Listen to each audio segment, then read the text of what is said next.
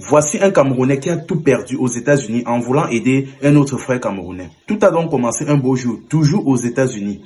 Le dénommé, ici on va l'appeler Wilfried, était en plein travail aux États-Unis. Il venait de terminer son contrat de travail. Il est donc rentré au Maryland, toujours aux États-Unis, chez sa famille, où il a pris place dans un des sous-sols de sa famille, avec un ami, le temps de trouver un petit job, d'accumuler assez d'argent et de pouvoir se payer un appartement.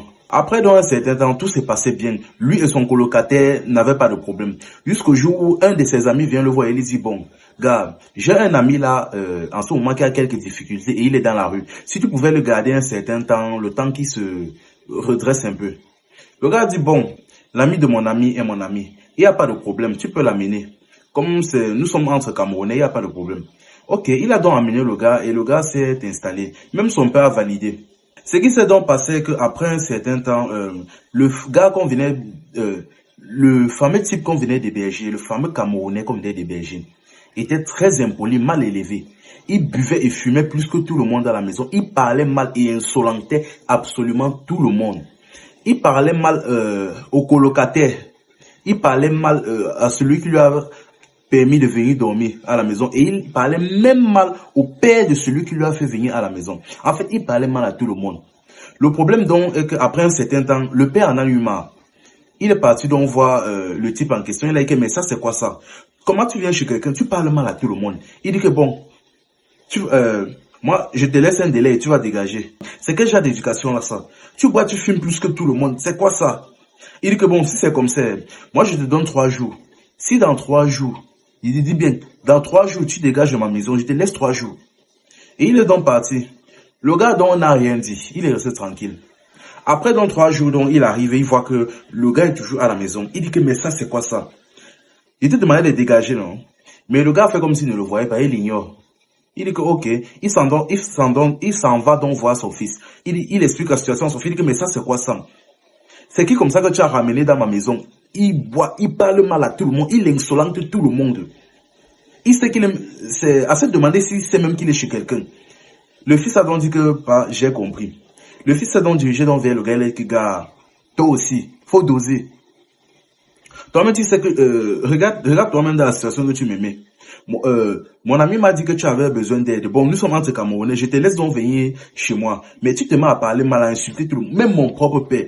Toi-même, tu sais, je viens que de finir mon contrat. Je suis ici que le temps d'accumuler suffisamment d'argent pour me payer un appartement. Mais tu es en train de faire, il vient d'arriver, mais tu es en train de faire. Moi-même, il risque même de me chasser à la Lucie. Donc, pardon seulement, gars. Il t'a donné un délai, c'est passé. Prends tes bagages, tu pars. Le gars, dont lui s'est tourné, il a regardé, il a dit, caché, ne pars pas. Le gars dit que, hey, mais comment ça?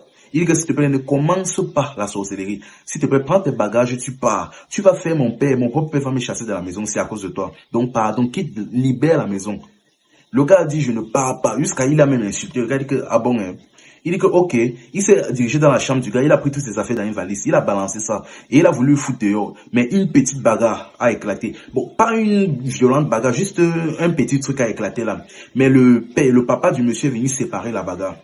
Après, le gars est sorti, après ils l'ont foutu dehors, il est donc sorti de la maison et il s'est directement dirigé au commissariat.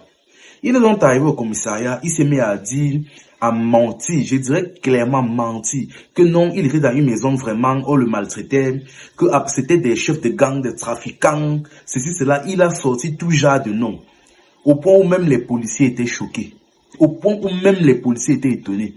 Il a menti, dit qu'on l'a maltraité, menacé, et patati et patata. Bon, les policiers ont donc pris la situation en main. Ils sont dirigés à la maison et ils ont arrêté les gars. Mais le problème est qu'arrivé à la maison, après avoir un peu enquêté, ils n'ont rien vu qui pourrait suspecter ou faire penser qu'ils faisaient partie d'un gang. Ils n'ont rien, donc ils ont compris que toutes les accusations n'étaient même pas fondées en fait. Mais par contre, ils ont retenu la plainte sur les menaces. Ils ont supposé que vu qu'il l'hébergeait, il aurait très bien pu le menacer et ils ont retenu ça. Ils ont arrêté le gars et bon, il a fait appel, il n'est pas en prison en ce moment, mais le casier judiciaire est déjà en marche et vous devriez savoir qu'aux États-Unis, le casier judiciaire un casier judiciaire même mineur peut pourrir la vie de quelqu'un. Que ce soit pour les recherches d'emploi et autres, surtout même que c'était un immigré camerounais, là vraiment, Les gardes ont fait l'effort, essayer de négocier pour voir si on pouvait retirer la plainte et bien évidemment retirer le casier judiciaire. Dans un premier temps, là-bas, ils sont partis voir la mère du gars pour qu'elle essaye de gérer la situation. Mais la mère du gars a dit que non. Il est hors de question que vous avez menacé mon fils et patati patata, vous allez payer pour ce que vous avez fait à mon fils. Malgré qu'on lui a expliqué exactement la situation, l'impolitesse et exactement tout ce qui s'était passé. Les gars ont dit que ok, il n'y a pas de problème. Ils ont donc commencé un peu à enquêter pour savoir d'où le gars là sortait réellement. Où le gars sortait réellement, pourquoi est-ce qu'il faisait ça. Ils ont donc remonté un peu la piste et ils se sont rendus compte que le gars en question, au tout début, avant d'arriver même chez l'ami qu'il a amené là, il vivait d'abord chez son oncle. Et c'est son oncle là foutu dehors pour ce genre de comportement. Et c'est là où il est parti vers l'ami du fils. Vers un ami. Et l'ami aussi a vu que la situation n'était pas bonne, il a foutu dehors et il est parti l'envoyer vers le gars en question qui vient de se taper un casier judiciaire. Donc c'est là où on comprend donc que le gars en question n'était juste qu'une charge, qu'un problème qu'on a seulement téléporté vers chez lui. C'est là où bon, le gars donc était donc désespéré, il a commencé à publier son problème sur le net, à contacter certains frères africains. Un gars même lui a conseillé de lui vendre le problème là et il s'en va travailler mystiquement sur le gars. Mais le gars s'est mal dit que non. Franchement, j'ai reçu une éducation un peu à part, donc je ne suis pas d'accord pour ce genre de choses. Même si c'est un gros bâtard, il ne mérite pas ça. Le gars a dit que mais bon, si tu veux vraiment m'aider, distribue l'histoire-ci. Fais au moins circuler l'histoire-ci. Il faut au moins que les gars de la diaspora tombent sur cette affaire. Et en ce moment, le nom du gars a été déposé sur un site internet. Bon, je ne vais pas non plus citer. Enfin, que les gars de la diaspora tombent là-dessus pour alerter les gars de la diaspora que ça, c'est un gars qui est en train de nuire les gars aux États-Unis. Aïe, aïe, vraiment. Tout perdre en voulant aider quelqu'un. Ça, c'est vraiment terrible. Et pour ceux qui se posent des questions, ça, ce n'est pas une histoire fictive, mais une histoire vraie, arrivée aux États-Unis. Partage la vidéo au maximum pour alerter le plus de monde possible. Enfin, bref. C'était Info et Amusement. Ici, on s'informe et on s'amuse.